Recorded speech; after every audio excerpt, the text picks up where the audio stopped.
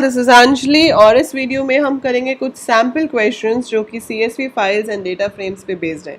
इससे पहले हमने किया था कि किस तरह से CSV से डेटा फ्रेम में डेटा रीड हो सकता है, कैसे डेटा फ्रेम से आप CSV में राइट कर सकते हो। But we should practice some questions जो कि मैं सुमिता और बुक में से आपको भी प्रैक्टिस करा रही हूँ। ये questions I am taking from that book. Other than that हम आगे जाके और भी क्वेश्चंस की प्रैक्टिस करेंगे, but let's start from there. जिनके पास बुक है एडिशन 2020 जिसका लिंक मैंने आपको पहले प्रोवाइड भी किया था, I provide it again in the description so that आप बुक अगर परचेज़ करना चाहते हो अमेज़ॉन से तो परचेज़ कर सकते हो। एंड अगर आपके पास है तो भी ठीक है, नहीं है तो भी ठीक है, कोई प्रॉब्लम नहीं है। I am going to dictate the question and then only we are going to solve it. ठीक है, मैं यहाँ पे न्यू पाइथन फाइल बना लेती हूँ, इसका नाम कुछ भी दे दिया, बैक एक्सरसाइज और just exercise. Okay, so this is actually not back exercise, these are just sample questions which are given in between the chapter. पहला क्वेश्चन जो है वो पेज नंबर 250 पे है। जिनके पास बुक है, जिनके पास नहीं है, you listen to the question properly. The question is write a program to read from a CSV file employee.csv and create a data frame from it. ये हमने लास्ट टाइम भी किया था। हमारे पास employee.csv नहीं है, emp.csv है जो हमने ये बनाई थी। ठीक है, इसको मैं यूज़ करूँगी अभी। तो इसको यूज़ करने के लिए सबसे पहले तो आपको क्या करना पड़ेगा, इम्पोर्ट pandas एज pd और उसके बाद आप लिखोगे data frame is equal to pd dot read underscore CSV और फिर ब्रैकेट में हमें अपनी फाइल का नाम देना है जिसमें से हम रीड कर रहे हैं, और हमें कहा गया है कि डिस्प्ले द सेम। तो आपको क्या करना है, सिर्फ print data frame, that is it. इतना सा काम करना था। ये क्वेश्चन आपको 2 मार्क्स का आ सकता है। अगर ये क्वेश्चन आपको 2 मार्क्स का आता है और आप ये 3 लाइन लिखते हो तो वो 2 मार्क्स आपके। ठीक है, you have to be very particular about the syntax, कहाँ पे राउंड ब्रैकेट्स हैं, कहाँ पे नहीं है, वो आपको ध्यान देना पड़ेगा यहाँ पर। ठीक है, just take care of that and accordingly work on it. ये आ गया आपका रिजल्ट। employee.csv से जो भी हमने रीड किया वो यहाँ डेटा फ्रेम में आ रहा है। अब सेकेंड क्वेश्चन यहाँ पे जो गिवन है वो है कि write a program to read from a CSV file employee.csv and create a data frame from it, but data frame should not use files column header, rather should use own column numbers as 0, 1, 2 and so on. तो आपको file के column headers यहाँ पे use नहीं करने, ये मैंने आपको बताया था किस तरह से कर सकते हैं। तो जब हम यहाँ पे इसको रीड करते हैं तो आपको यहाँ पे लिखना पड़ेगा header is equal to none. अगर आप लिखते हो header is equal to none, उससे क्या होता है कि हम ये बता रहे हैं कि हमें हेडर को रीड नहीं करना है, हेडर अपना ही देना है। और अपना आप नेम्स इज इक्वल टू करके भी दे सकते हो, पर यहाँ पे नहीं बोला कि क्या हेडिंग्स होनी चाहिए। तो 0, 1, 2, 3 आने चाहिए। तो आपको सिर्फ header is equal to none लिखना है ताकि वो फाइल वाली जो ये हेडिंग्स हैं amp number, name, job, salary को ना ले, रादर सबको वैल्यू कंसिडर करे। पर इससे एक प्रॉब्लम हो जाएगी, अगर आप इतना लिखते हो तो आपको सिर्फ हाफ मार्क्स ही मिलेंगे। क्यों हाफ मार्क्स मिलेंगे? क्योंकि ऐसे रन करने से क्या हो रहा है, ये जो हेडिंग थी वो भी एक रो की तरह इसमें ऐड हो गई है 0 पोजीशन पे। ये ऐड नहीं होनी चाहिए। तो इसके लिए आपको एक एट्रीब्यूट और देना पड़ेगा, that is skip rows. We have to skip the row 1। मैं स्किप रोज 1 करूँगी तो क्या होगा, वो फर्स्ट रो को स्किप कर देगा और आपके पास अब सिर्फ ये आएंगे। ठीक है, that is how it works. एक रो स्किप हो गई आपकी and you get only the employees. मैंने यहाँ पे 1 लिखा है तो वो शुरू से लेके 1 रो को स्किप करेगा। अगर आप सिलेक्टेड रो नंबर को स्किप करना चाहते हो तो आपको ऐसे स्क्वायर ब्रैकेट में लिस्ट में देना पड़ता है। तो मुझे यहाँ 0 देना पड़ेगा बिकॉज मुझे 0 नंबर वाली रो स्किप करनी है। तो स्क्वायर ब्रैकेट में लिखोगे तो 0 लिखना है। अगर स्क्वायर ब्रैकेट में नहीं लिख रहे हो, ऐसे ही लिख रहे हो, तो आप 1 लिखोगे, that is first 1 row should be skipped. ठीक है, ये तो हो गया आपका क्वेश्चन 2। Now question 3। क्वेश्चन 3 है आपका कि आपको क्या करना है, write a program to read from a CSV file employee.csv and create a data frame from it, use emp number column as index labels. तो जो एम्प नंबर में वैल्यू है वो आपको यूज़ करनी है एज इंडेक्स। तो वहाँ पे हम क्या करेंगे, इंडेक्स की तरह यूज़ करने के लिए आपके पास पहले से एक एट्रीब्यूट है which is index underscore col is equal to, so I have to give the name जो भी उस फील्ड का मैंने लिया हुआ है. अगर एम्प्लॉय नंबर है तो आप एम्प नंबर लिखोगे. It has to be exactly same जो फाइल में है, अदरवाइज एरर आ जाएगा. So I use the same. अब आप देख रहे हो ये इंडेक्स बन गया, और अब रो का जो इंडेक्स है वो 0 1 2 3 नहीं है, उसकी जगह एम्प्लॉय नंबर को एज एन इंडेक्स यूज़ किया जा रहा है. सो 101 102 103 वो आपके रो इंडेक्स हो गए. आपके रो इंडेक्स अब 0 1 2 3 नहीं है. ठीक है. नेक्स्ट क्वेश्चन 4 है, write a program to read from a CSV file employer और CSV and create a data frame from it, but data frame should not use file column header, rather should use own column headings like emp id, emp name, designation and salary, and also you have to print the maximum salary given to the employees.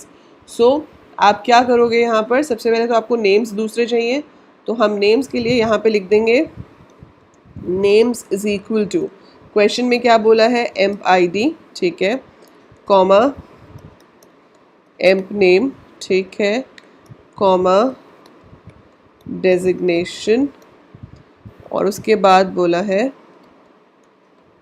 Salary. So we have taken salary है.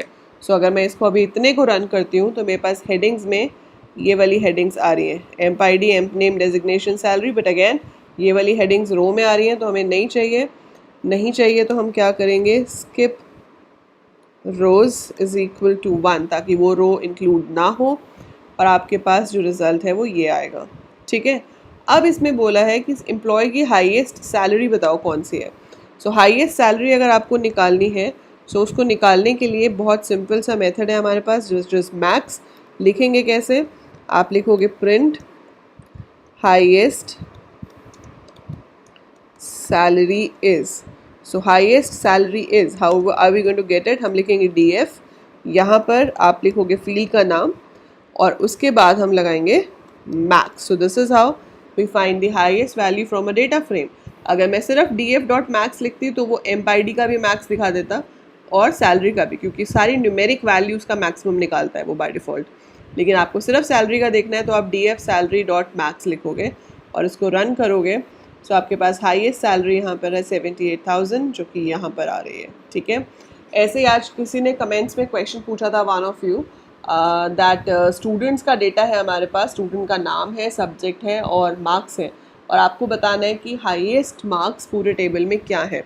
तो इसी तरीके से आप उस CSV file को read कर सकते हो, चाहे वहाँ पे 1000 रिकॉर्ड्स हों, चाहे 10,000, कितने भी हों, रीड हो जाएंगे. So read all of them, and then जैसे हमने यहाँ पे हाईएस्ट सैलरी निकाली है वैसे ही आप हाईएस्ट मार्क्स निकाल सकते हो. अब अगर आपको ये कहा जाता कि आप उस एम्प्लॉय का नाम बताओ जिसकी सैलरी सबसे ज़्यादा है, जैसे यहाँ पे तो सिर्फ सैलरी पूछिए बताओ कितनी है, तो वो हमने ऐसे निकाल ली. बट अगर पूछा जाता कि tell the name of the employee who earns the maximum salary, जैसे आपने जो क्वेश्चन पूछा था कमेंट्स में, that was tell the name of the student who has the highest marks. So अगर नाम पूछा जाता तो थोड़ा सा और ट्रिकी हो जाएगा. ट्रिकी क्या हो जाएगा, आपको पहले एक वेरिएबल ले लेते हैं हम एम के अंदर अपनी मैक्सिमम सैलरी देख लेते हैं कितनी है. So I take this maximum salary है और मैं यहाँ पर एम को प्रिंट करा देती हूँ. सो ये तो मेरे पास हो गई मैक्सिमम सैलरी. अब मुझे देखना है वो एम्प्लॉय जिसकी मैक्सिमम सैलरी इसके सेम है, तो आप क्या लिखोगे, DF salary is equal to MSAL, और ये मुझे फिर से डेटा फ्रेम में देना है, तो मैंने फिर से DF में दे दिया इसको ऐसे, so that it should print that record of the data frame जहाँ पे सैलरी सेम होगी. सो इसको अगर अभी हम रन करते हैं तो आप देख रहे हो पूरा का पूरा रिकॉर्ड आ गया, जहाँ पर आया 0101 अंकित मैनेजर 78,000.